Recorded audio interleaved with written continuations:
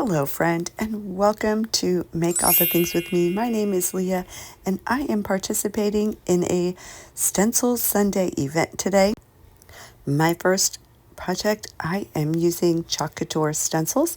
I am a designer, and if you would like some information, I will have the link to my shop in the description.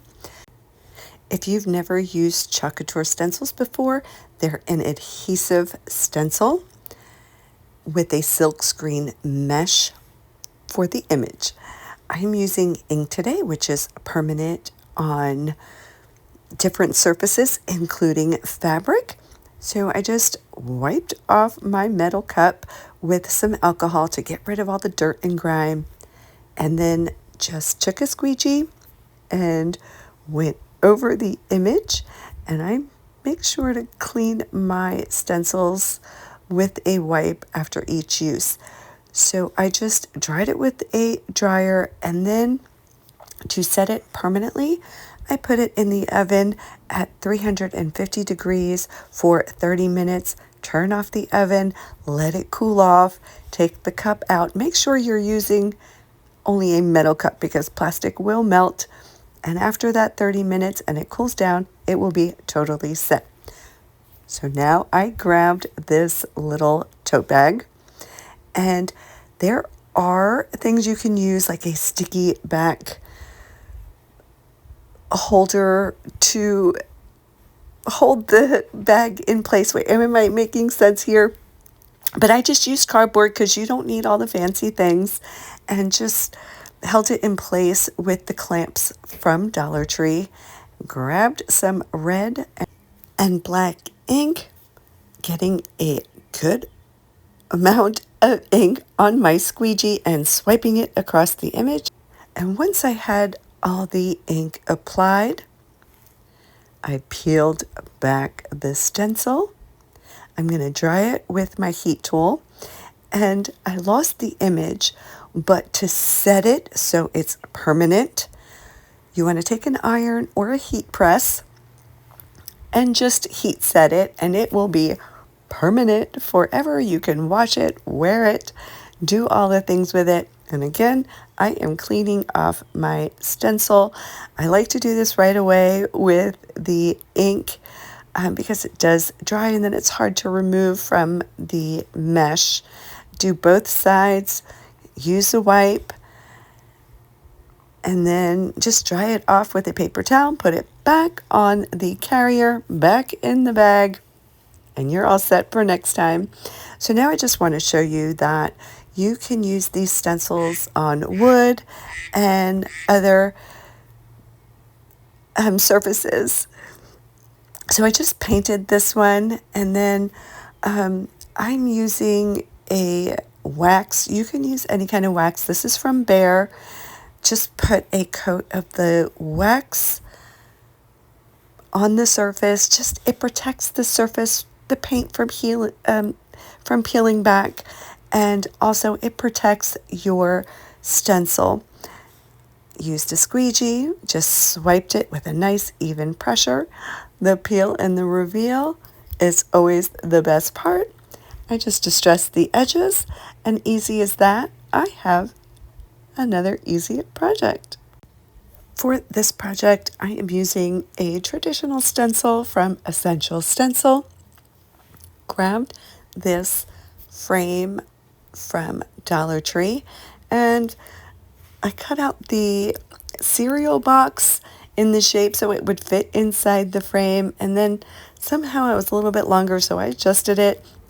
Also have this beautiful round scalloped napkin from Dollar Tree. I am applying a coat of my coffee podge, which is Mod Podge with some instant coffee mixed in to give it that aged look. I applied it to my cardboard, let it dry, and then did the dry method.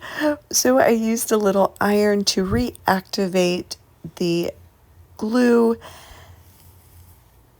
Once it was glued onto the cardboard, I applied another layer of the Mod Podge and then sealed it. tried it, and now I'm trying to figure out the placement of where my stencil is. The stencil was a little bit too big, so I am just going to adjust the size and kind of do a makeshift stenciling of the words. And before I showed you, you really want to start off with a dry stencil brush and just build on the layers. That will really help with bleeding. Some people have a lot of trouble when they're stenciling with bleeding, and most of the time the problem comes with using too much paint on your stencil brush.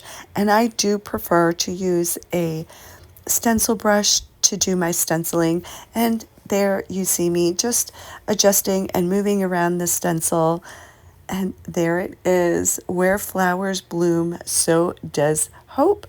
And now I'm filling in the bridges, which is the gap in the stencils, with a paint marker, and then just going over it to just brighten the words because they were just a little bit faded.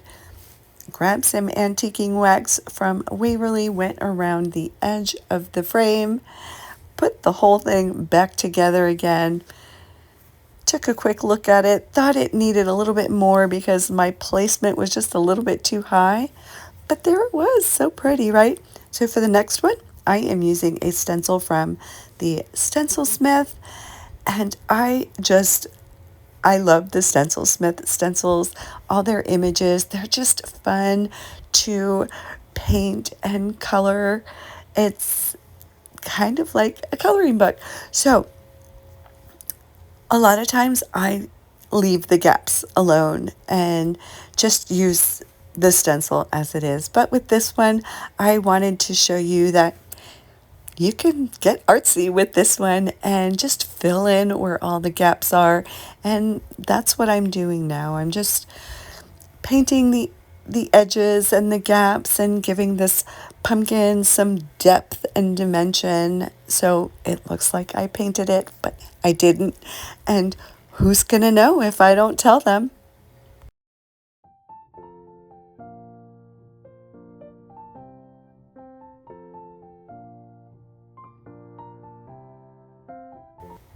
And this is a stencil that comes with overlays. They are placed perfectly. So now I'm just adding the peduncle and the leaf. And then with the yellow, I'm painting on the beak and the feet. It took a few coats because I was stenciling onto black. And I do have this sped up, but I did take my time. And then I added the eyes.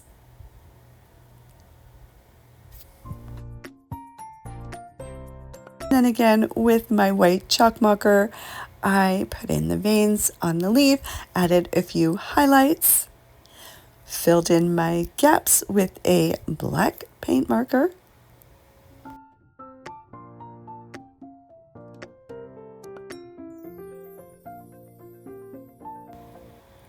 Look how cute this turned out.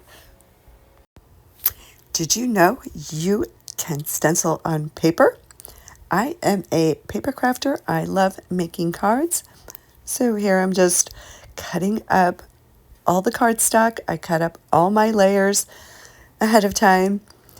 And a little trick to fold your card base is to butt it up against a straight edge and then fold it and then burnish it with a bone folder or a craft stick or anything that you have at hand. If you are interested in any of the products I used today, the links for those products are in the description. They are affiliate links. I do receive a small commission at no extra charge to you. I do appreciate you using those links. It really does help.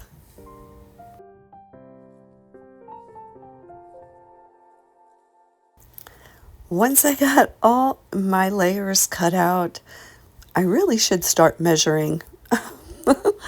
I grabbed my Distress inks. These are Distress inks by Tim Holtz.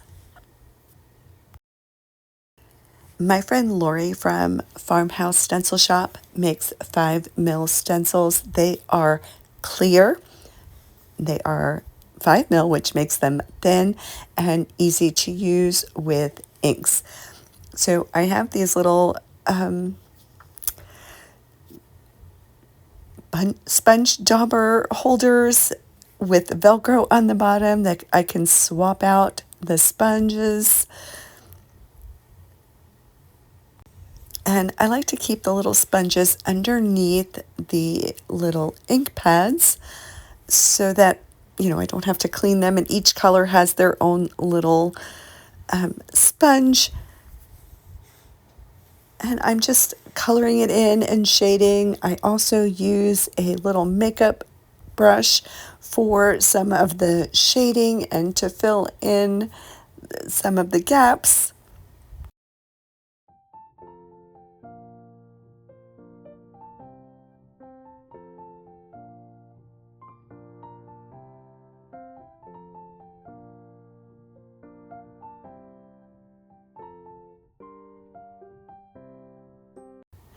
Now I'm just going around the edges just so it stands out a little bit. And now I'm stenciling the word carrot with a little sponge dauber. Went over it a couple times because I wanted it to stand out. Filling in the bridges with a marker.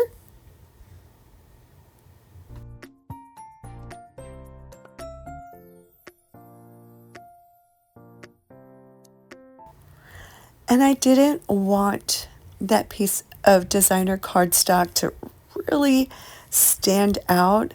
I wanted it to kind of go with the whole project. So I just took some of the green and lightly went over the whole piece.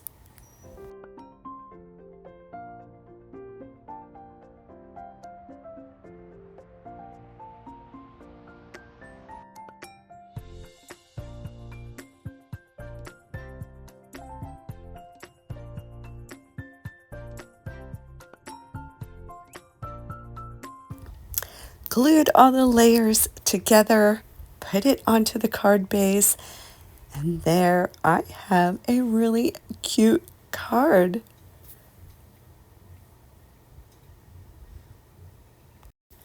You can use any stencil to create a card or a scrapbook page. Use your imagination. Thank you so much for watching. I hope you were inspired. Don't forget to watch the playlist. The link will be in my description. Don't forget, please subscribe, hit that thumbs up. I hope you were inspired today, and you'll tune in every first Sunday of the month to be inspired with more stencil creations. I want to thank Mary from The Painted Peach, Christy from Funky Junk Inspiration for including me in this collaboration today. Bye for now, and until next time, know that you matter.